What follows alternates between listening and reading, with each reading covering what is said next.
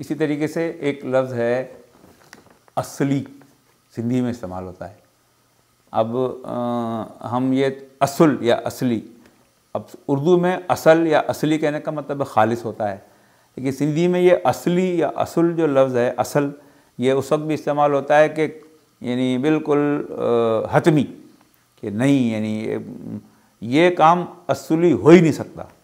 अब यहाँ पे सिंधी में तो ये ठीक है कि ये काम असल हो ही नहीं सकता, लेकिन उर्दू में कहेंगे कि ये काम असली हो नहीं सकता, बोले भाई नकली होगा, फिर क्या, कैसे होगा? तो सिंधी बोलने वाला बोलता है यार ये क्या बात हुई। मसलन मैं छोटा सा था तो मेरी तबीयत बहुत ख़राब थी, मम्मी डॉक्टर के पास लेके गई और दवा लेकर आई। दवा मैं खाता नहीं था, 2-3 दिन बाद तबीयत सही नहीं हुई, अम्मा डॉक्टर के पास फिर ले गई। डॉक्टर ने कहा कि भाई ये दवा इसने खाई नहीं, ये क्यों ठीक नहीं हो रहा?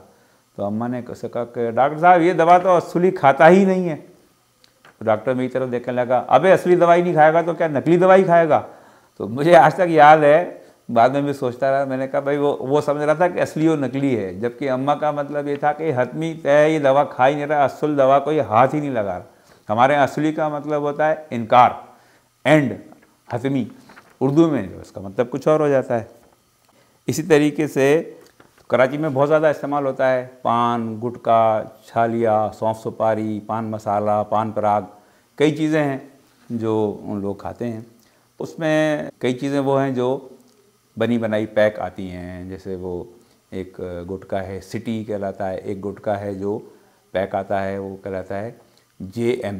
JM का पता नहीं क्या मतलब है, क्योंकि उस पर J और M अंग्रेज़ी के 2 हरूफ होते हैं, जिसकी वजह से वो JM कहलाता है, लेकिन JM नहीं कहते लोग उसको कहते हैं जैम। अब वो दुकान पे जाएंगे, यार जैम देना, यार 2 जैम देना। तो कराची में तो इस तरह चलती है, कराची, ठट्टा, बदीन वगैरह में चलती है इस तरह। अब एक दफ़ा हम कुछ दोस्त निकले घूमने के लिए, हम लाहौर आए, तो हमारे साथ एक दोस्त ऐसे थे जो ये गुटके खाते थे। तो सुबह सुबह उठ के होटल से बाहर निकले और करीब जो दुकान नजर आई वहाँ जाके, वो समझे कराची में घूम रहे हैं, तो जाके उस दुकानदार से कहने लगे, मुझसे कहने लगे यार जैम मिल जाएगा इनके पास? तो मैंने कहा नहीं यहाँ नहीं मिलेगा। कह रहे नहीं मिल जाए, पूछ लेते हैं। मैंने कहा अच्छा भी पूछ लो। वो दुकान से उसने जाके कहा कि भाई जैम है जैम? दुकानदार ने कहा हाँ जी है जी। मैंने कहा भी लाओ। उसने ला के नेशनल का एप्पल जैम की बोतल ला के रख दी। अरे ये लो जैम। और यार ये जैम नहीं है, ये जैम, यार जैम नहीं है, क्यों नहीं है, जैम है ये। मैंने कहा नहीं ये नहीं, वो दूसरा नहीं होता जाम, वो सौंफ सुपारी गुटखा है वो। तो ये हर से देखता रहा। उन्होंने कहा नहीं ये कोई जैम नहीं होता। तो मैंने कहा भाई वो यहाँ वाला जैम नहीं जानता, यहाँ वाले को गुटखा भी शायद ना समझे, लेकिन ये कि वहाँ कराची में तुम या ठट्टा में या बदीन में मिक्रो खास में जैम कहोगे तो फ़ौरन दे देगा। यहाँ वाले जैम अभी नहीं समझ पाए। इसी तरीके से कुछ इस्तिलाहें ऐसी हैं जो उर्दू की तो नहीं हैं, लेकिन जो कि हम इस्तिलाहों की बात कर रहे हैं जो दूसरी ज़बानों की हैं और वो आमतौर पर लोग इस्तेमाल करते हैं। मसलन ये जो बोरी का लफ्ज़ है, बोरी है, हम उसके लिए बोरी और टाट भी इस्तेमाल होता है, और तोड़ा भी बोरी के लिए लफ्ज़ इस्तेमाल होता है, तोड़ा। हम कहते हैं कि जी इतने तोड़े गंदम, इतने तोड़े गुड़। तो अब तोड़ा जो है पंजाब में बहुत ज़्यादा इस्तेमाल होता है बोरी के लिए। अब पंजाब से चीज़ें सूबा सरहद में, पख्तून इलाकों में भी आती हैं। जो तो तोड़ा लफ्ज़ है वो उर्दू में टूटने को कहते हैं, तोड़ा। यानी इधर आप बोरी है लेकिन सिर्फ आप तोड़ा कहेंगे तो वो सामने वाला 2 मतलब ले सकता है, बोरी भी मतलब ले सकता है और तोड़ना भी मतलब ले सकता है। ये तोड़ा लफ्ज़ जब KPK में हमारे पख्तून इलाकों में आया तो वो बोरी को उन्होंने लफ्ज़ देखा तो उसका लफ्ज़ था तोड़ा। तोड़ा से उन्होंने ये समझा कि यार ये शायद टूटने से लफ्ज़ निकला है, तो टूटने को पंजाबी में कहते हैं तरोड़ा। मैं इनू तरोड़ देता है, ये तरोड़ा है, तो वो ये समझे कि ये तरोड़ा है असल लफ्ज़। तो पूरे KPK में बोरी के लिए लफ्ज़ इस्तेमाल होता है तरोड़ा। पंजाब में होता है तोड़ा, उर्दू में भी कहीं इस्तेमाल होता है तोड़ा, लेकिन वही तोड़ा लफ्ज़ उसको टूटने से ताल्लुक़ बना के KPK में इसको कहते हैं कि इतने तरोड़े चावल, इतने तरोड़े गंदम। मैंने कुछ अपने पठान दोस्त से पूछा भाई तरोड़ा क्या है? उन्होंने कहा जी बोरी को कहते हैं। मैंने कहा तो तोड़ा होता है। फिर तोड़ा जो टूटने को कहते हैं। मैंने कहा टूटने से थोड़ी ताल्लुक़ है उसका तोड़े का, ये तो वो कहते हैं तरोड़ा, इतने तरोड़े गंदम, इतने तरोड़े चावल। इसी तरीके से एक सिंधी का लफ्ज़ है उर्दू में भी, जैसे हम वादा करते हैं तो कहते हैं वादा।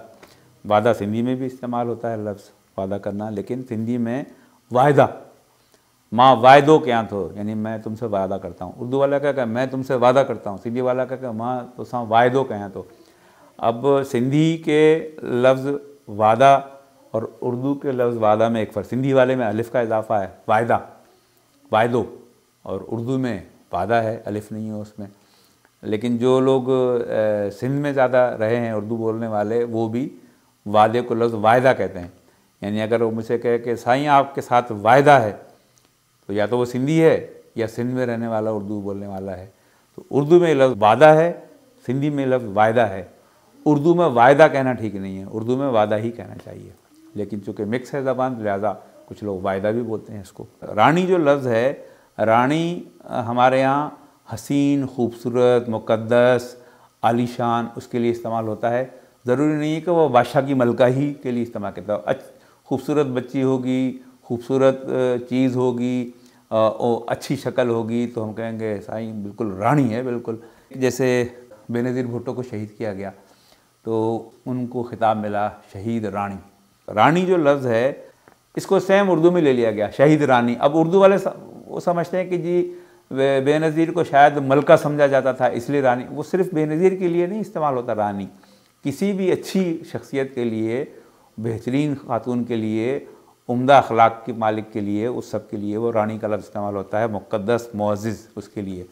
तो वो जो शहीद रानी सिंधी का है उसको एज शहीद रानी कह देना बगैर समझे वो ठीक नहीं। उसको समझना चाहिए कि यहाँ रानी का मतलब है क्या।